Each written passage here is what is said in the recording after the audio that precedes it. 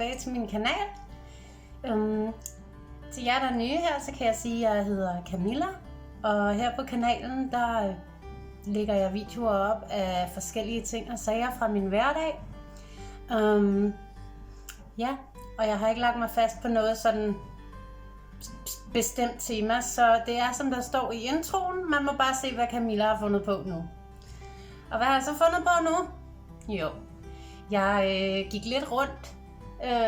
Det gør jeg tit i mit eget hjem, men så gik det pludselig op for mig, at jeg synes, det kunne være sjovt at vise nogle af mine rum, og hvordan jeg har valgt at indrette mig, ikke mindst hvad det er for nogle ting, jeg har, fordi mange af tingene, de er sådan lidt sjove. Det kan være loppefund og arvestykker og sjove kunstværker af både min datter og jeg, så jeg tænkte, at vi sammen i dag kunne tage en tur rundt i nogle af rummene hjemme hos os. Så lad os prøve det. Og vi kan jo passende starte i det rum, som jeg sidder i lige nu, som jeg har filmet den her intro i. Det er vores soveværelse, så jeg vender lige kameraet om for jer en gang. Det her, det er så vores soveværelse. Det er ikke det største soveværelse, men det tjener det formål, det skal. Der er et par sjove ting og sager herinde, som jeg gerne vil snakke om. Blandt andet det her ur, som jeg har arvet fra min mormor og morfar. Og et af de minder, jeg har med det ur, det er, at når jeg var hjemme og besøgte min mormor og morfar, så kan jeg huske, at min morfar han trak det op. Det går ikke mere, og jeg tvivler på, at det kan komme til det. Men jeg er glad for at have det, fordi det bærer nogle minder med sig. Og hernede, der har vi 2 borde, som jeg har købt på et loppemarked. Det er sådan rigtig 70'er sommerhusborde. Og de tjener så som natbord. Et babybillede af Clara og et af mine blækbilleder. Og min svigerfar har malet det her. Han er meget, meget dygtig til at male. Og så er der et billede af Clara igen. Herover skal vi se, om vi kan... Jo, der er 2 tegninger, jeg har lavet af Clara i, hvad står der, 2015. Og den her kommode, I kan se lige herover, det er det puslebord, som både jeg og min storesøster Birgitte er blevet puslet på, da vi var små, så det er meget sjovt. Så prøver vi at fortsætte lidt. Hvem er der? Hvem er der? Gilbert! Her er Gilberts seng. Han sover herude. Han har en masse gode puder og så videre. Og bagved der står så over Claras skab med al hendes tøj i. Og herinde der har vi sådan lidt et roderum, kan man roligt sige det. Men alle folk har jo noget, som de ikke umiddelbart bruger, men som de heller ikke har lyst til at smide ud. Så derfor så er det ligesom herinde, vi opbevarer alle de ting. Der står blandt andet al min kunst fra når jeg har været på markeder. Og her ved det her bord, der filmede jeg en tutorial, eller hvad vi skal kalde den, om at væve på grene. Og så heroppe, der er en Amagerhylde, jeg har arvet fra min farmor og farfars sommerhus. Og den har jeg så valgt at male lyserød og pynte lidt. Og hvis I kan se her, så laver jeg også sommetider sådan nogle skulpturlimstykker. Og der er sådan en lille pige, der sidder her og hygger sig. Hun kigger sig i spejlet, og hun har små sko og det hele, så det er meget sjovt. Og det her, det er altså sket. Det var et billede, Clara hun lavede en dag. Prøv lige at se det her. Mor og far, og så Claras batteriniveau. Jeg tror, hun taler på de fleste børns vegne der. Voksne er kedelige. Og herude er vi så kommet ud i gangen igen, og der ligger Gilbert igen. Og herude der er vores hoveddør, hvor man kan komme ind. Og I kan måske genkende haven fra en anden video, hvor Gilbert gik og fandt godbidder. Og jeg undskylder, men min tørretumbler larmer. Jeg er i gang med at vaske de tæpper, der normalt ligger på vores sofa. Det er et must, når man har en hund, der fælder. Så for at ens gæster og ens selv ikke skal sidde i en stor beaglehund, så bliver vi nødt til at have nogle tæpper, vi kan vaske, som vi lægger på sofaen. Og nu går vi ind i gangen igen. Der er lidt dårligt lys, kan jeg se. Og heroppe hænger der et billede, jeg har lavet for mange år siden.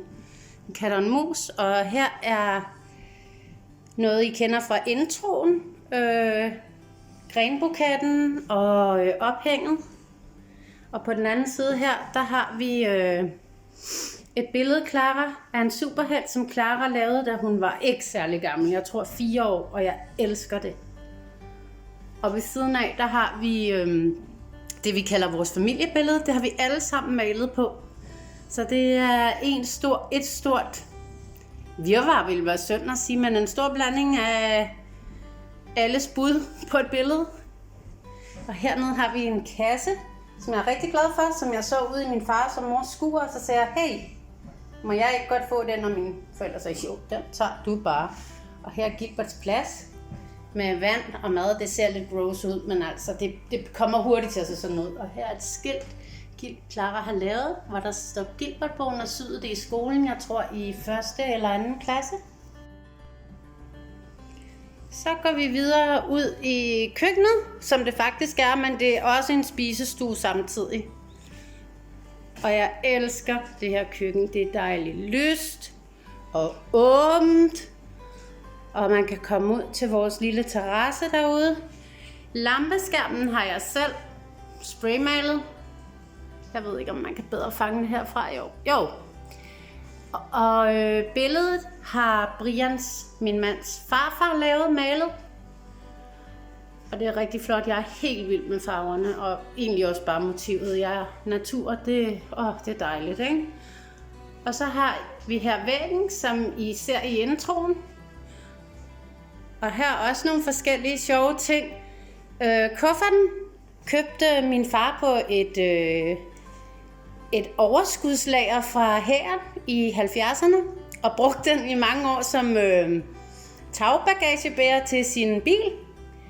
Og nu har jeg heldigvis arvet den, og Brian kan ikke lide den, men jeg elsker den industrielle stil, så det er bare lige mig. Jeg elsker den kuffert overalt på jorden. Og så står der nogle grene parat til at blive vævet på. Det kan I se om i en anden video. Det lykkes ikke så godt, men altså ikke i videoen i hvert fald. Men her er i hvert fald vævet gren, og det er en meget skæg historie omkring planten ved siden af. Det er en aflægger hjemme fra min mormor og morfar, og det var min moster, der gav mig den, og da jeg fik den, var den bare en lille gren. Det er et paradistræ, og nu er det kan I se, det er ikke en lille gren mere. Og hvis vi bevæger os herhen til det store billede, så er det et billede, Clara hun malede, da hun var, jeg tror, 4-5 år. Stort 100x80 lærred, som var gået i stykker hernede, og derfor så fik jeg det gratis. Men det er sådan noget, jeg ikke rigtig tager mig af. Work with what you got, ikke? Og hvis vi bevæger os herover, så er der et af mine ubetingede yndlingsbilleder. Det er et, Clara har lavet, da hun var 4. Og jeg elsker det bare. Og nedenunder er der et, jeg har lavet 2 kaniner. Lidt kedeligt måske. Og et mere, jeg har lavet med påsketusser. Og så er der Claras fodaftryk fra børnehaven i 2010. Og et billede, hvor jeg har syet. Jeg har syet simpelthen. Jeg har også skåret et hul i her. Og så er der et hjerte inde bagved. Og så er jeg så syet i papiret og lavet alt muligt sjove effekter med noget vandfarve og lidt. Ovenover der er en illustration, jeg har lavet af Gilbert. Kan man se den? Ja, der var den. En illustration, jeg har lavet af Gilbert i 2017, som man kan se.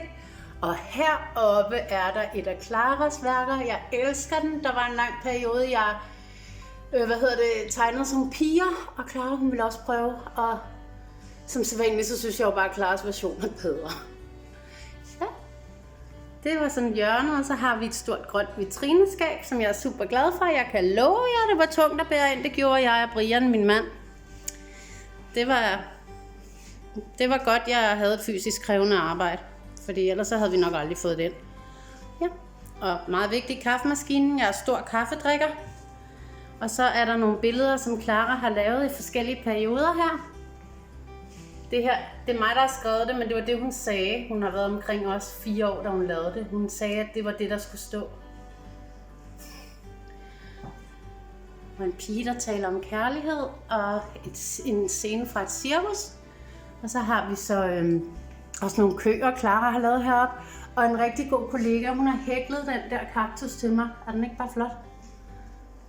Og så igen noget fodaftryk fra da Clara var måske et hånd, fra da hun var et halvt år gammel. Og den her platte, den har jeg også ejet fra min mormor og morfar, den med hunden her. Og den sad jeg altid og kiggede på, når jeg var hjemme ved dem. Den hang faktisk ved siden af uret. Næsten. På væggen, lige næsten ved siden af uret. Og jeg ved ikke, hvor jeg kan ikke huske, hvor jeg har den her platte fra, men jeg synes, det var et meget godt symbol på mig og Clara, det her. Så de hænger der og hygger sig. Og så heroppe, der er faktisk lige, jeg ved ikke, om vi kan få lyset til at fungere her. Ej, det bliver, jo, der er en anden illustration, jeg har lavet af Clara. Og hvis man kan høre lidt baggrundsstøj, så er det opvaskemaskinen herude. Og her i hjørnet, der har vi et meget godt eksempel på mig, der elsker upcycling og industriel stil, fordi der har jeg simpelthen valgt at bruge siderne af kabinetterne på nogle, altså noget fra kabinettet på nogle stationære PC'er og bruge som opslagstavle. Og det her postkortstativ, det er fra en af mine gamle arbejdspladser, det skulle smides ud, og det synes jeg var synd, så det vil jeg gerne have. Så kan vi lige bevæge os videre her ind i stuen. Det er jo ikke fordi, det er et helt slot. Og ja, heroppe har vi et billede, Clara har malet af Gilbert, og jeg elsker det. Lige noget godt lys på.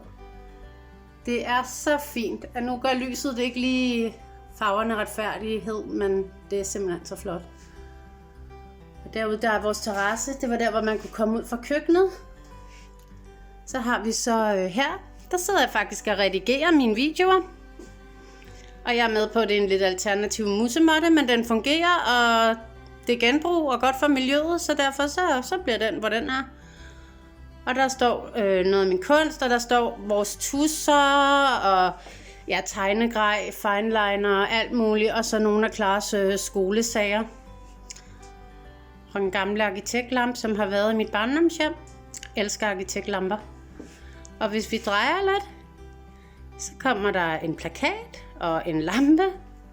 Og så kommer her vores sofa. Man kan tydeligt se, hvilket hjørne Gilbert plejer at ligge i. Og der vil jo normalt ligge tæpper på, men ikke lige nu. Og ignorer den visne plante deroppe i hjørnet. Jeg skal lige have fundet nogle nye planter og komme i den der hængepotte. Og hvis vi så lige drejer en gang mere her. Whoopty! Så man lige mig derinde i spejlet. Hej! Det her spejl, det har jeg simpelthen klunset fra en container ved en arbejdsplads, jeg arbejdede med. Eller arbejdede hos. Det var et spejl fra en skobutik, og jeg vil gætte rimelig på, at det havde nok kostet rimelig mange penge, hvis man sådan lige ville købe det. Så det er jeg rigtig glad for. Kuk. Ja, så tænker jeg, at det var det, jeg havde at vise fra mit hjem. Lige i den her omværing i hvert fald. Jeg håber, I synes, det var hyggeligt, at jeg tog jer lidt med rundt. Jeg synes i hvert fald, det var hyggeligt at lige vise lidt af, hvordan jeg har indrettet mig. Og som I kan se, så er det virkelig en blandet landhandel af ting, jeg har. Der er den, at når man er kreativ selv, og man har en kreativ datter, som laver rigtig fine ting, så nytter det bare ikke noget at satse på at have et strømlignet hjem, som går i en bestemt tråd, fordi det fungerer bare ikke, når man så bare må og skal have alle de her sjove dimser og dingenoter op og hænge. Så derfor så er det blevet, som det er blevet, og det er nok, hvad man vil kalde en meget personlig stil. Men tak fordi I kiggede med. Jeg håber, I vil være med på en kigger en anden gang, når jeg finder på noget nyt. Hej hej!